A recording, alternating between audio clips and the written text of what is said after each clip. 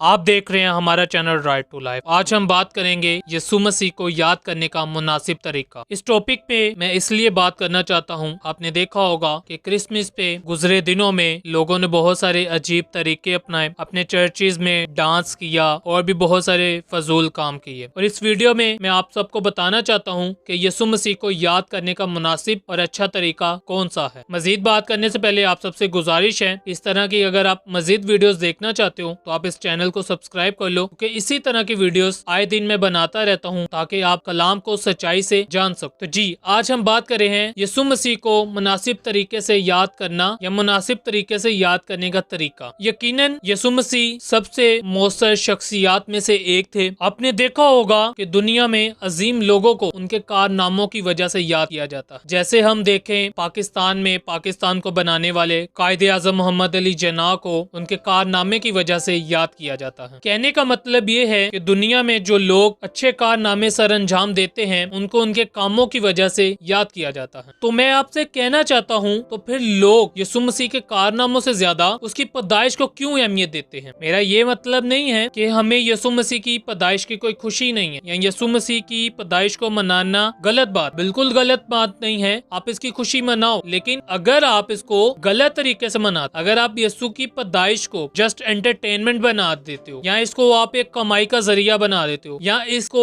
कह कह के आप अपनी बेटियों से, अपनी बहनों से चर्चिज में डांस करवाते हो, अपनी कलीसिया से डांस करवाते हो और चर्च में फजूल तरह के काम करते हो, तो मैं आपको ये कहना चाहता हूँ, तो फिर लोग यानी जो लोग ऐसे काम करते हैं वो यीशु के कारनामों से ज्यादा उसकी पैदाइश को क्यों ज्यादा अहमियत देते हैं। हालांकि हमें यीशु के कारनामों को ज्यादा अहमियत देनी चाहिए कि उन्होंने किस तरह हमारे लिए जान दी, उन्होंने किस तरह हमें नजात दी, उन्होंने किस तरह हमें दुआ करना सिखाया, उन्होंने किस तरह हमें खुदा के हुजूर झुकना सिखाया। हम ये चीजें क्यों याद नहीं करते। आपको बताना चाहता हूँ, दुनिया मसीहत में बथेरे लोग यीशु की पैदाइश की कहानी दोहरा सकते हैं, यानी हर एक दूसरा तीसरा बंदा उठ के बोल सकता है, जैसा कि हमने कलाम में पढ़ा भी है कि वो कहेंगे मैं मसीह हूँ, वो कहेगा मैं मसीह हूँ। यानी यीशु मसीह की कहानी को कोई भी दोहरा सकता है, लेकिन यीशु जैसे काम और यीशु जैसे कारनामे कोई नहीं कर सकता। अब आप मुझे बताएं, जो यीशु मसीह के दिन को मनाते हैं या क्रिसमस को मनाते हैं, एंटरटेनमेंट करते हैं, इंजॉय करते हैं, नाच रंग करते हैं, उनमें से कितने लोग यीशु के पहाड़ी वर्ष को दोहरा सकते हैं। यानी यीशु जब पहाड़ पे दुआ करने जाते थे, उनकी उस हालत को कितने लोग कर सकते हैं? कोई भी नहीं। दोहराने का तो छोड़ो, उस पे अमल कौन कर सकता है? कोई भी नहीं। ये मैं चीज मानता हूँ कि ये सच है कि यीशु की पैदाइश गैर मामूली नहीं थी, लेकिन यीशु के पैरोकार यानी यीशु के शागिर्द यीशु की पैदाइश की बजाय उसके कारनामों को ज्यादा अहमियत देते थे, उनके मोजज़ात को ज्यादा अहमियत देते थे, उनके दुआ करने के तरीके को ज्यादा अहमियत देते, उनके हमारे लिए जान देने, हमें नजात देने के काम को ज्यादा अहमियत देते थे। तो मेरे अजीजों, मैं आपको बताना चाहता हूँ, जहाँ पे खुदा ने अपना कलाम लिखवाया है, तो वो अपने लोगों से ये भी लिखवा सकते थे कि हमें यीशु की बर्थडे को सेलिब्रेट करना है या यीशु की आमद को मनाना है, और हमें किस किस तरह मनाना है। जैसे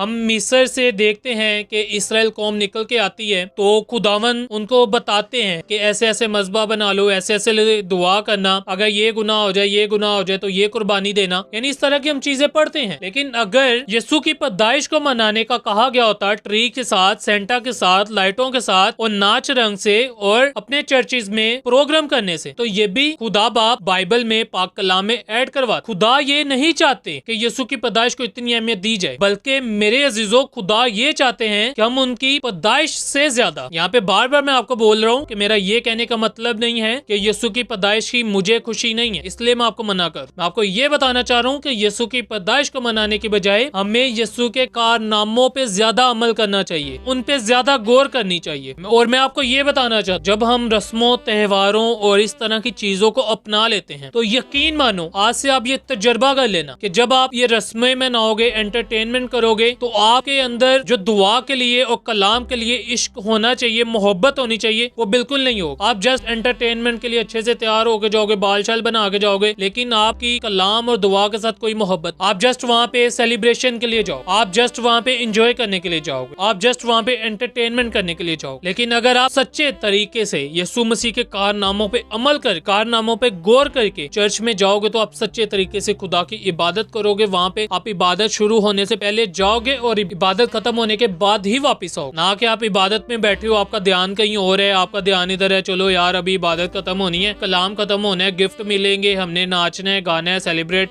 करना है, बारबेक्यू करना है, ये फजूल तरह की चीजें आपके अंदर से निकल जाएं और आपके अंदर जस्ट यही मोहब्बत होगी खुदा के लिए कि मैंने सच्चे तरीके से खुदा को जानना है और यीशु के कारनामों पे अमल करना है। तो मैं आपको बताना चाहता हूँ क्रिसमस की एक छोटी सी हकीकत जो आजकल लोगों ने क्रिसमस को बना दिया हुआ है। क्रिसमस का त्योहार पैसे कमाने का एक बेहतरीन मौका बन गया है। अगर यीशु आज जमीन पर होते तो वो इसके बारे में कैसा महसूस करते, ये मेरा आपसे सवाल है। आप कमेंट में जरूर बताइएगा कि जब यीशु मसीह हमारी ये हरकतें देखते तो वो इस बारे में क्या महसूस कर। गौर कीजिए, जब यीशु मसीह जमीन पर थे 2000 साल पहले यीशु यरूशलेम की हैकल में गए तो उस वक्त ताजर एक यहूदी त्योहार का फायदा उठाकर नफा कमा रहे थे, यानी वहाँ पे वो चीजें सेल कर रहे थे, बाजार बनाया हुआ। और ये सब देखकर यीशु को बहुत गुस्सा आया और यीशु ने कहा इन चीजों को यहाँ से ले जाओ, मेरे बाप के घर को तजारत का घर ना बनाओ। इससे साफ जाहिर होता है कि यीशु मजहबी त्योहारों के जरिए पैसे कमाने के खिलाफ है। और मेरे अजीजों, मैं आपको एक बार दोबारा बताना चाहता हूँ, वीडियो का मकसद बिल्कुल भी ये नहीं है कि मैं आपको गुमराह करूँ या मैं आपको क्रिसमस से मना करूँ। मेरा मकसद जस्ट ये है कि मैं आपको समझाऊं कि सच्चे तरीके से खुदा की इबादत कैसे की जाती है और कौन सी इबादत को खुदा पसंद कर। ना कि वो हमारे नाच रंग को मांगते हैं, ना ही वो हमारे फजूल कामों को मांगते हैं, ना ही वो ये चाहते हैं कि हम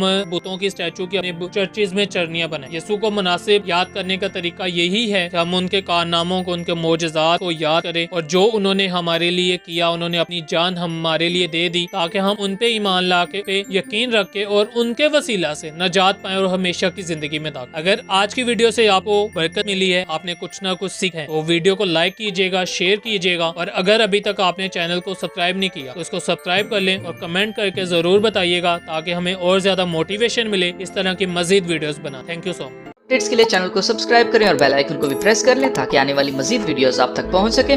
तो चलिए फिर मिलते हैं नेक्स्ट वीडियो में, तब तक अपना बहुत सारा ख्याल रखिएगा। खुदा हाफिज।